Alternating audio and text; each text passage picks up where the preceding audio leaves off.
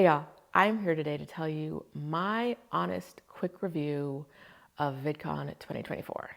And to get right to the point, my honest review of VidCon 2024 was 2 thumbs down. Now, I'm going to tell you in this video who I think would absolutely love VidCon. So hold on for that. There are people who I think will absolutely have a great time. They will love it. They will want to come back. And then there are people like me who should never go. So let me tell you who's who and get right to it. First of all, if you're watching this channel for the first time, my name is Rashida. I have 2 channels. One, this channel where I talk about work and money called Rashida Doe because money. And another one just at Rashida. On the other channel, I have about just a little under 40,000 subscribers on YouTube. I've been making YouTube content for a while. I am not a beginner at making video content, and I want to add that context to explain my experience at VidCon. As someone who went to VidCon to increase their knowledge base, to feel more confident in their video strategies, in making video, in marketing video, and all of those things, I will say that I was let down. There are 2 main reasons why, and I'm going to walk you through those. The first was that at any given time during VidCon, I was at the creator track, which means I could attend things. There were 3 tracks. In order, it went community, creator, industry. So I could, as a creator, as the middle track, I could attend creator and community events. If I had the industry track ticket, which was a $600 and something, I could attend industry, creator, and community. My creator ticket was about $155, and still, no. Okay, the issue was that at any given time in the creator track, there were about 5 talks happening at the same time. And so the VidCon was like 10 to 5-ish, 10 a.m. to 5 p.m. every day. And at every time where there was a talk, there were about 15 to 30 minutes between each talk. At every time that there was a talk, there were about 4 to 5 happening at the same time, which means that you had to very carefully select which one you went to, because if you missed a talk, you missed a talk. Now, there's a replay available, but you have to pay extra for the replay, even though it was set up in a way that you could not watch all the content, even if you were there all day. I have feelings about that. As someone who runs online events, I have feelings about that. And as someone who's attended conferences for decades, but you know, how people get their money is how they get their money. So I'm not even mad about that. I just really didn't like the fact that there were so many choices at the same time, because I'm going to get to number 2 why this was a problem. A lot of the events weren't what was expected, and I'll explain that in a little more detail. There was no explanation in the description or the title of the talks whether this talk was for beginners, whether this talk was for intermediate people, whether this talk was for advanced people. So at any talk, you could go in, sit down, you're here, and now you're at a talk that's not at the right level for you. Maybe you're way past what they're talking about, or maybe this talk is way past you and you don't even understand what's going on. It's frustrating to go into a room, right? Like, I have to choose between 5 different things. I chose one and now I'm here, and wah, it's not good. The other part that made the lack of very clear explanations rough for attendees was that there were, I'm going to say the majority of talks I attended were like secretly sponsored. Secretly sponsored by a company, where it doesn't say sponsored by, like some would say like sponsored by YouTube or sponsored by TikTok.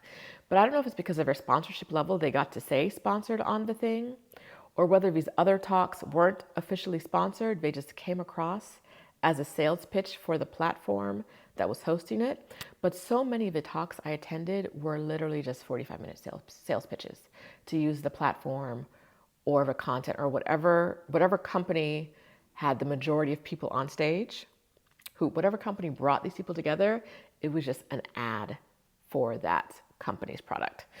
To the point that, like, at some times what the talk was about and what you were told the talk was about in the description, and the title is not at all what you were hearing from the stage. As an example, no shade to this creator, I don't even remember his name, but there was a talk about how to get to 1 million followers online.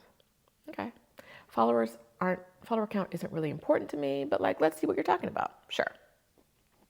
I go there, and the first point to get to 1 million followers is to make money. Now, this is confusing to me because most people will tell you that a goal of increasing your followers, subscribers, whatever, and a goal of making money are two separate goals when you're creating video content online on most platforms, two separate goals.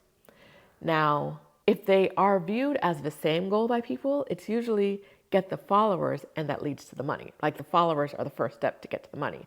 I've never ever heard anyone say making money is the first step to get to the followers. So I was very confused. And I was like, what is this man saying? So his next step, this is step one. Within step one, he broke down different ways to make money online. And one of the ways was creating user-generated content. And then immediately he introduced us to his company that connects user-generated content creators, so UGC creators, with companies who want UGC content. And then he was like, and this, I think there was a QR code, is how you can, there's some information about how we can get more information. And he points out some guy in the audience is like, that guy in the green shirt, you can connect with him right there if you want to talk to someone about this. So like the very first step to getting more followers is to sign up to work with you. Like, you run a UGC agency and this is now a 45-minute ad for your company. Okay. All right. So it was that kind of thing where like over and over again, I would attend a session and it would just be an ad for the company's platform. And it would be something like, this is how people are making money on our platform. This is why you should use our platform versus other people's. These are some of the people who are having success on our platform. I could see that stuff on your website. Like I spent money. I purchased a ticket to come here and learn things. And I'm going to sessions which I think are going to teach me something based on the title. And instead, I'm just getting a long ad for someone's platform or product. Didn't love it at all. I've told you why I didn't love VidCon. One of the pros for VidCon, video convention, I'm calling it now, is there was a lot of swag. I went into the YouTube lounge, which I could enter as on the creator track. You could not enter on the community track. You could enter on a creator or industry. And I got my name engraved in a non-Stanley mug. There was also a lot of beauty swag. I don't know why. I got a Fenty full-size body scrub. I got a Poutsicle hydrating lip stain. These were all creator and industry track onlys. I also got Benetint from Benefit. It's their rose tinted lip and cheek stain. Down in the community lounge, Elf was there, and I got a blush. It's their Halo Glow Beauty Wand. That was there. Lots of pins. People were giving away pins. I got pins from TikTok, from YouTube. This pin is super cute. It's attached to, there's a packet of beet seeds in here. There was a talk with someone who does garden content on YouTube, and he gave us beet seeds. So yeah, lots of pins, that kind of thing, lots of swag. But I paid $155 for my ticket. I spent 6 or 7 nights in that hotel because I'm coming from out of the country, so I had to get there early, whatever. I mean, I was leaving the country. I'm in Fiji right now. So I was leaving the country, so I had to wait for my flight for that, so you could probably spend 3 days or less in the hotel and still go to the conference. But between the flight, because I was from out of town, and the hotel, it definitely was not worth it to me. If you're local, this might not be that bad, right? If you don't have to pay for the hotel or the flight, it might not be that bad. Or if you're driving in and you're just paying for the hotel, might not be that bad. You might have a different opinion about it. Me, I invested a lot of money in the experience, and I don't expect to see that money returned based on what I learned there. Now, I met people, not a lot of people, because the time between each session was like 15 to 30 minutes. So and there's no like lunch period. So everyone's kind of running from food to bathroom and breaks on their time. So there's not a lot of time to like meet, but I met some people. So basically, to sum up what I didn't love, I don't think you get enough education if you come for the education. Having to decide between 5 sessions at every point of every day when there's sessions going on was just kind of frustrating. Now, they do have replays available. I mentioned earlier, you can buy the replays. Because I attended and I paid $155 for my ticket, I can get the replays, I believe, for $89. I think the replays are $199, and they include the Anaheim sessions and the sessions that they're going to do in Baltimore. That's my understanding. I can get those for $89 since I already paid the $155. I think a better use of my money would have been to spend the $199 on the replays and ignore the sessions where I wasn't getting the value, but at least get all the value, like get all the sessions, right? If I have to buy the replays to get all the sessions, and a lot of the sessions just were not good, to be perfectly honest, or not valuable to me, then I might as well have just got the replays and watched 2 or 3 sessions that I got real value out of and, moved on. There were some really good sessions. One was by the creator wizard, Justin somebody. The session was good. But yeah, there were some talks that I thought were good. I would definitely rewatch Justin's when I get the replay. Now, let's talk about who this video convention could be great for. And the reason we're calling it a convention, me and my friends are calling it a convention, is because the people who seemed to have the best time were the kids who came to meet their favorite creators. A blast. When I tell you those kids were having so much fun. Everyone who I talked to was having a great time and seemed to really be getting the most bang for their buck were people who came to meet their favorite creators. They're usually on the community track. They wanted to see someone, loved it. There was one talk I was in the creator track, and I think some of the kids bought creator tickets.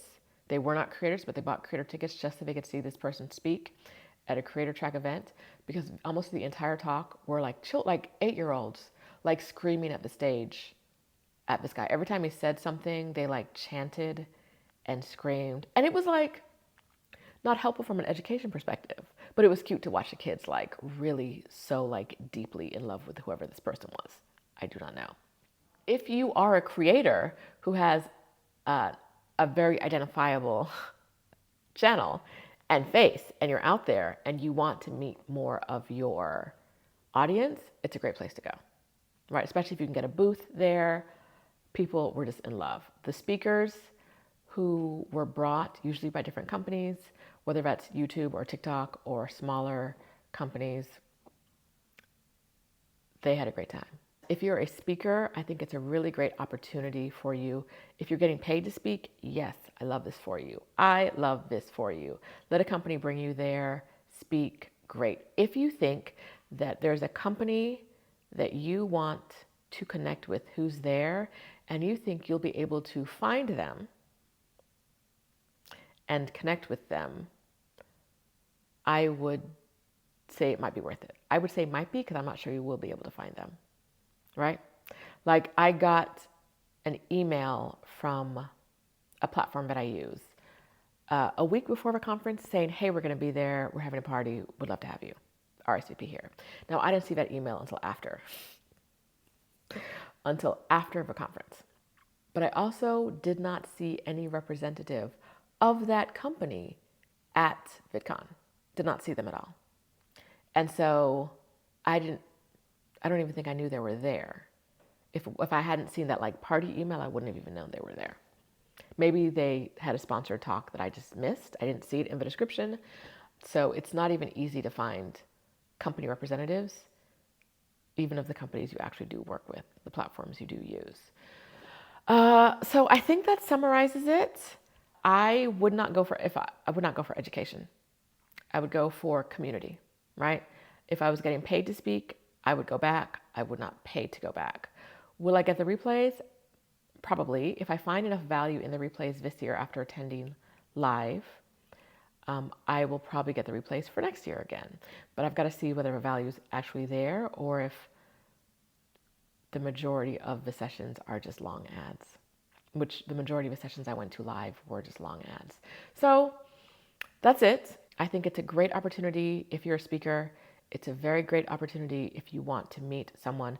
The community room, community track space was always full. There were so many people. The lines to meet creators, typically when I saw them, it was at least 100 people in line, lots of long lines, but the kids seemed really happy. I would not go for education. I don't know, honestly, y'all tell me, where are you getting good education about video content, about like increasing your skill set, etc., as like not a newbie YouTuber, but like someone who's had a channel and has had some success on YouTube or on any video platform? What's a good place? Because it was not VidCon. I don't know what it would be. That's it. I'm out of here. That's my time. Talk to you later. Bye.